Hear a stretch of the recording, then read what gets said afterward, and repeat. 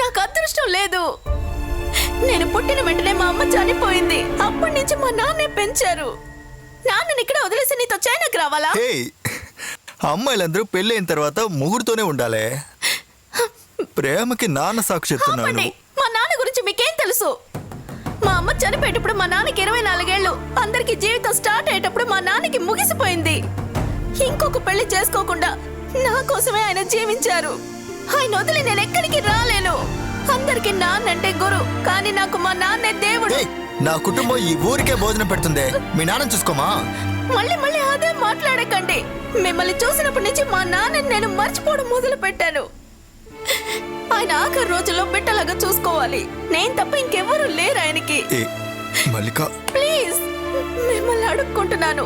మా నాన్నకి నేను విశ్వాసంగా ఉండాలనుకుంటున్నాను.